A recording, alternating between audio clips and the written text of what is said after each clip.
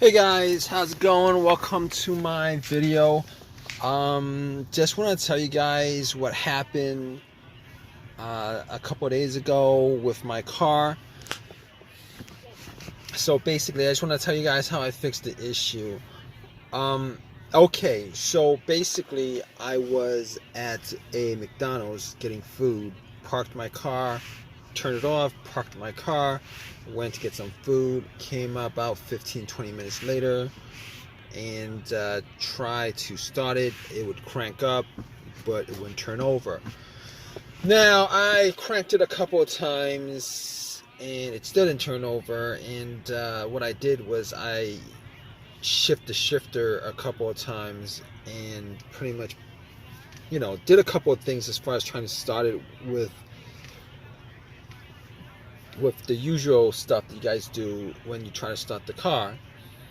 Try to press the accelerator, thought maybe it was an issue with any one of those things, but it wasn't. So fine, wasn't able to start it after, let me see, maybe 3 or 4 tries. I would crank each and every time, but it wouldn't start up. So basically what I did was I turned on my headlights, and I went out and turned on my headlights just to check out the battery, just to see whether the batteries were good or not. If the batteries were good, the headlights would be bright. Now the headlights were bright, very, very bright, and I was hoping that it was something to do with the battery or something simple, because I don't want to spend money or time on a big fix on the car. So basically, I turned on the lights, went out, checked it out. It was very bright, so I assumed that it wasn't the battery. Next thing I did was I opened up the hood see if there was anything amiss under the hood, and check the cables to the battery, made sure that there was no corrosion or anything like that, and there was no corrosion.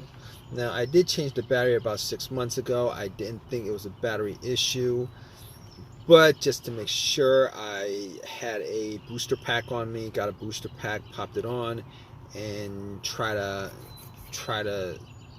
start it, turn over. It wouldn't turn over. Just crank, it wouldn't turn over. So at that point, I was very at that point I knew a couple of things. All right, I knew it wasn't the battery, because my booster pack was close to 100%. Didn't use it after I charged it up about a month ago, so it was at 100%. I tried to turn on, it did not turn on, it did not turn on, it did not turn over. It cranked, it did not turn over. But I could rule out a couple of things after that. I could rule out the battery being the problem. I could rule out the alternator being the problem, but I didn't think it was the alternator to begin with. I ruled out the alternator anyway, because normally if it was the alternator, your car would have died on the road while the engine was on, because the alternator wouldn't be charging the battery, and then the battery would die, and then your car would die. But putting cables onto the battery would have jump started the car, and then once you take it off, the car would die. Okay, good enough. All right, didn't think it was the battery. Ruled out the battery, ruled out the alternator, ruled out, and here's the thing, I also ruled out the ground wire, because sometimes if the ground wire is it's either loose or not grounded to the frame properly, where rust is in the way, debris or something like that, it would cause a bad connection, and that would cause sometimes it would cause to crank but not start. But normally in those situations, the weak connection would cause the car to slow crank and not start. But the thing about it is, the car cranked up very strong each and every time. So I didn't think it was the ground wire, but I double checked anyway, just in case. If you guys don't know what the ground wire is, the ground wire is the wire, the negative cable of your, that connects to your battery. Normally that cable connects to the frame of your car. You guys can trace it to the frame to see whether there's any kind of rust around where it's bolted on. But I didn't see any amount of evidence that there was, that it was obstructing any kind of electricity, on the electrical connection. So basically, I could rule out the ground wire, the battery, the alternator, and On top of that, I thought to myself, well, here's the thing. There was no check engine light. There was no check engine light on the dash. So basically, because there was no check engine light, I could probably, at that point, I was ruling out like everything else that had a sensor that could be causing this issue. Basically, if there was a check engine light, I might, obviously I have an OBD2. I would have, I did actually put in the OBD2. But let me just tell you guys what happened. All right, there was no check engine light. I haven't had a check engine light on this vehicle for the longest time. There was no check engine light when before this started. So what I did was, okay, there's no check engine light. So everything that has a sensor connected to it, the mass airflow sensor, the throttle position sensor, the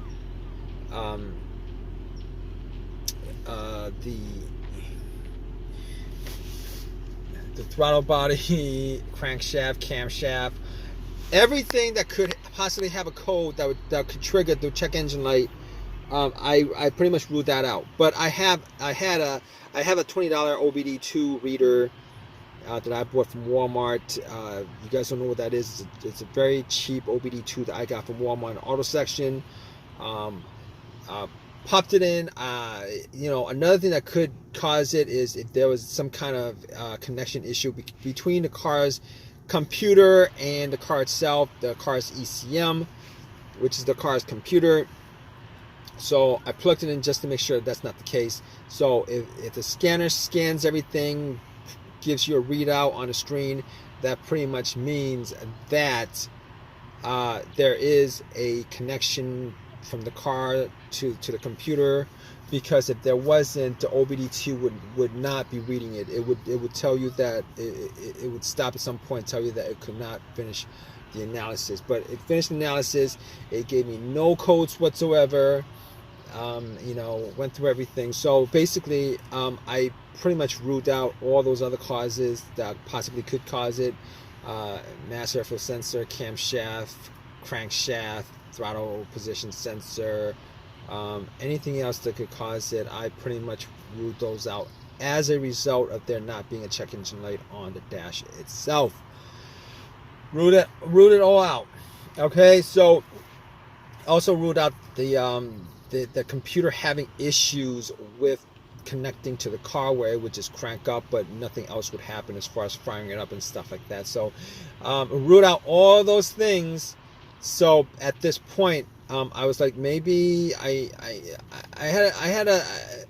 knew what it could possibly be. I had a guess. If I had a guess, I could give it a good guess of what it could possibly be. It could be a fuse, the ignition, the fob key, the relays. So obviously, knowing that, I did do deductive testing. All right, so I got to the fuse box, checked out all the fuses. There were, just to see whether any of the fuses were burnt. Did not smell any kind of burnt smell. The fuses seemed to be all good. I did not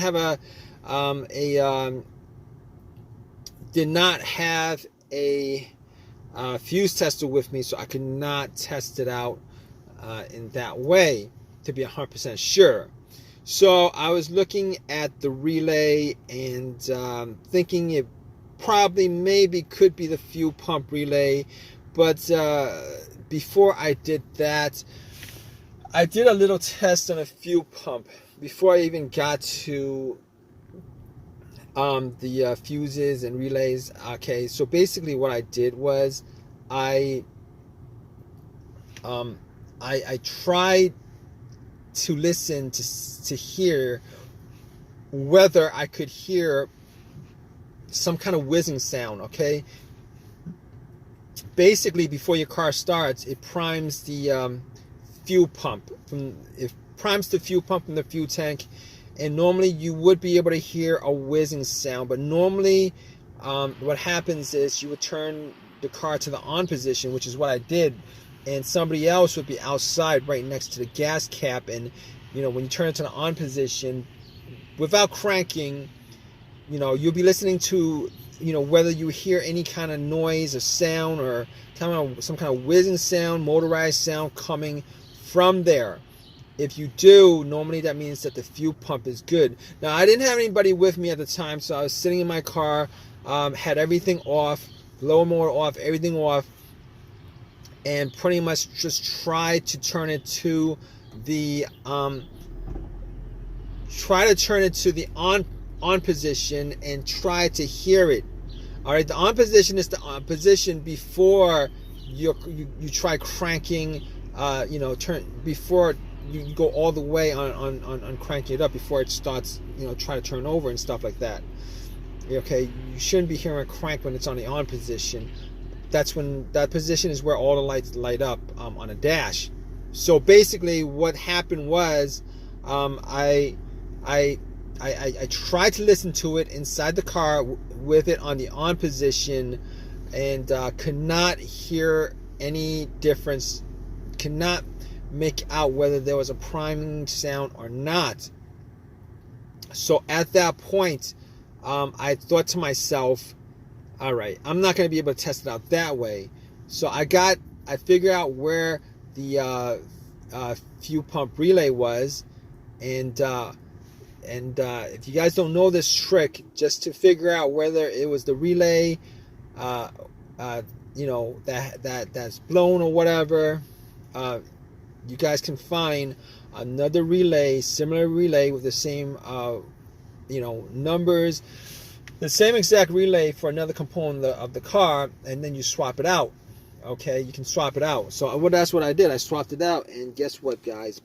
Bam! It actually turned on, cranked, turned over, and as soon as it turned over, I knew it was the relay that was the problem. As soon as it turned over.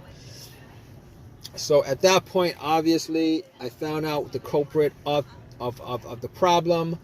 Was able to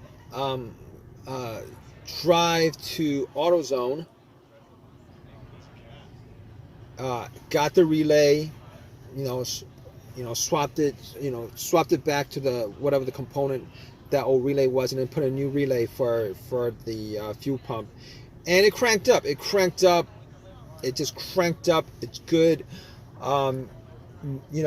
Fixed the issue. Haven't had the issue since. So if you guys are in the same situation where your car is cranking, but it won't turn over, just go down each and every one of those troubleshooting steps that I went through. 90% of the time, you should be able to get to why your car would crank but won't start. I could not guarantee 100% of the time, because there's also a couple of variables that could be involved as far as why your vehicle is cranking but not